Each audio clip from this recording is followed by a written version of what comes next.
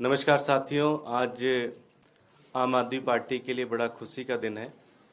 आज आम आदमी पार्टी में नई दिल्ली लोकसभा से एक बहुत ही मजबूत चेहरे, कस्तूरबा नगर विधानसभा से एक बहुत मजबूत चेहरे रमेश पहलवान जी और उनकी धर्मपत्नी कुसुमलता जी पिछले 2 बार से लगातार काउंसलर रही हैं।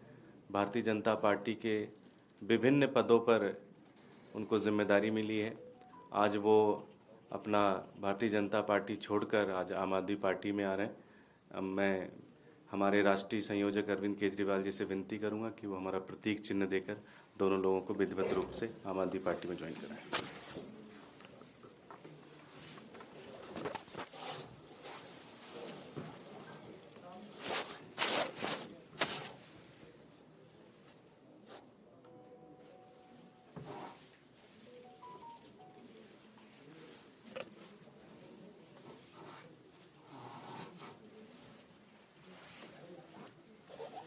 मैं कुसुमलता जी से विनती करूंगा 2 शब्द कहें।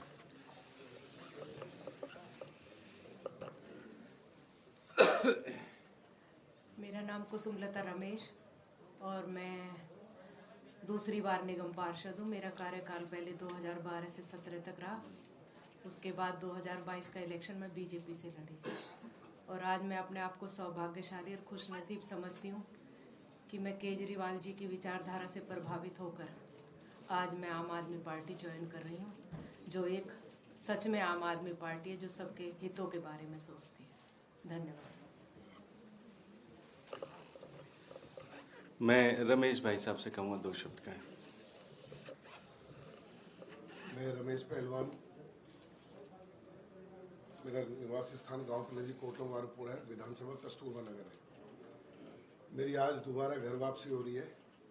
मैं सौभाग्यशाली हूँ कि मैं आदरणीय दिल्ली के दिल की धड़कन, गरीब और असहाय सबके साथ 24 घंटे हर समय खड़े रहने वाले शख्सियत जो दिल्ली को पूरी दुनिया देखती है तो माननीय केजरीवाल जी की नज़रों से देखती है कि दिल्ली में कितना सुधार हुआ है, कितना अच्छा हुआ है।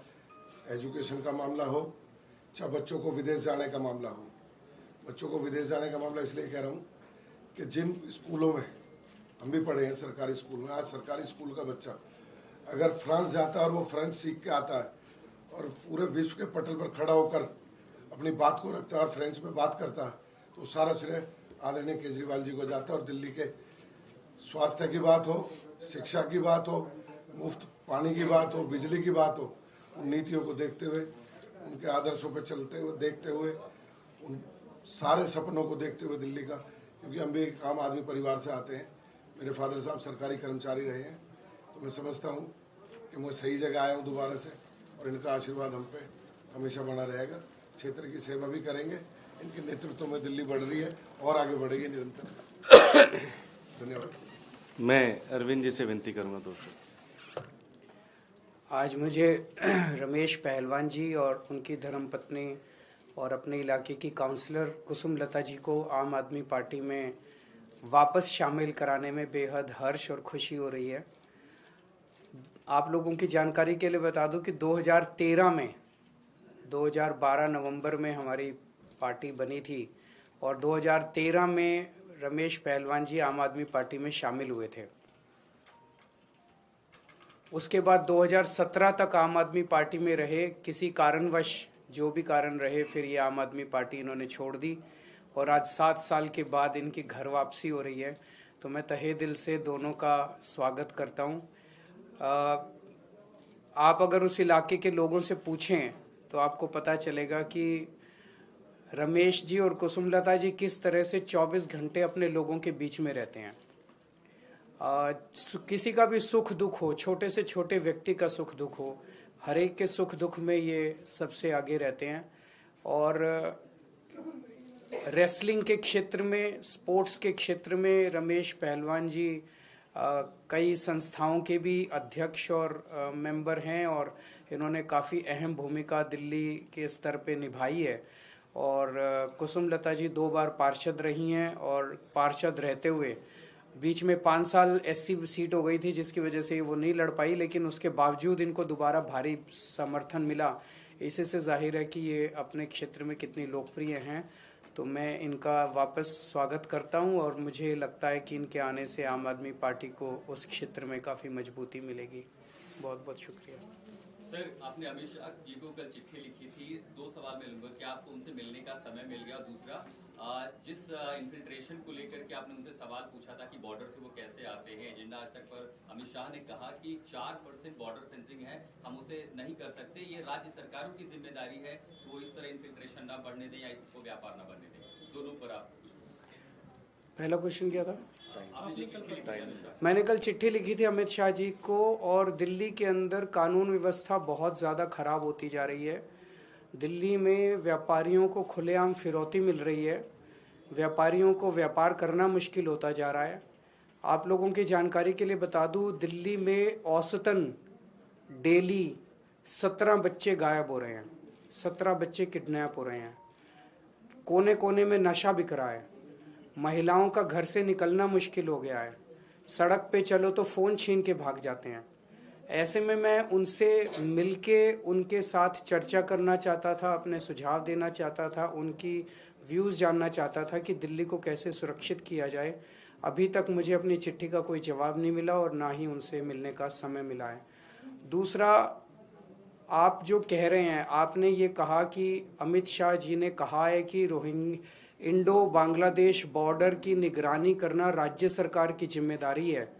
मैंने उनका ये बयान सुना नहीं है, लेकिन मैं आशा करूंगा कि कोई भी यूनियन होम मिनिस्टर ऐसा बयान शायद ना दे कि देश के बॉर्डर की सुरक्षा करना राज्य सरकार की जिम्मेदारी है। 4% बॉर्डर है, सबको फेंस नहीं किया जा सकता, तो राज्य सरकारों की जिम्मेदारी है। कोई मैं फिर से यही कह रहा हूँ, आप ये कह रहे हैं कि उन्होंने ये कहा कि जो अनफेंस्ड बॉर्डर है उसकी सुरक्षा करने की जिम्मेदारी राज्य सरकार की है। मैं समझता हूं शायद कोई भी जिम्मेदार यूनियन होम मिनिस्टर इस किस्म का बयान नहीं देगा। इंडो बांग्लादेश बॉर्डर 4000 किलोमीटर है, उस 4000 किलोमीटर में से 3000 किलोमीटर मुझे बताया गया कि फेंस्ड है, 1000 किलोमीटर अनफेंस्ड है। लेकिन जो रोहिंग्या और बांग्लादेशियों का भारत के अंदर घुसना हो रहा है वो हर तरफ से हो रहा है। जो अनफेंस्ड है वहाँ से भी हो रहा है, और जो फेंसिंग है उस पर 2 तख्ती लगा के और उसके ऊपर कूद के आ जाते हैं। तो भारत सरकार कर क्या रही है? क्या भारत सरकार खुलेआम ये एक्सेप्ट कर रही है कि वो देश के बॉर्डर्स की सुरक्षा करने में नाकाम है? पहली चीज़ तो ये है कि वो बॉर्डर क्रॉस कैसे कर रहे हैं, और दूसरी चीज़ बंगाल से या असम से दिल्ली कैसे पहुंच रहे हैं। और केवल दिल्ली नहीं, इन्होंने झारखंड में कहा कि झारखंड में भी रोहिंग्या रह रहे हैं, पूरे देश में। तो क्या उनको सुनियोजित तरीके से वहां से ट्रांसपोर्ट करके देश के अलग अलग भागों में बसाया जा रहा है? अगर बसाया जा रहा है तो इन लोगों को पता है कि कहाँ बसाया जा रहा है। दिल्ली के अंदर हरदीप पुरी जी ने 2022 में बयान दिया था कि बक्करवाला के EWS फ्लैट्स में रोहिंग्यों को बसाया जाएगा। वो EWS फ्लैट्स क्या दिल्ली के लोगों के नहीं थे? क्या उनके ऊपर अधिकार दिल्ली के लोगों का नहीं है? वो हमने दिल्ली के गरीब लोगों के लिए नहीं बनाए थे वो वाले फ्लैट सरकारों ने?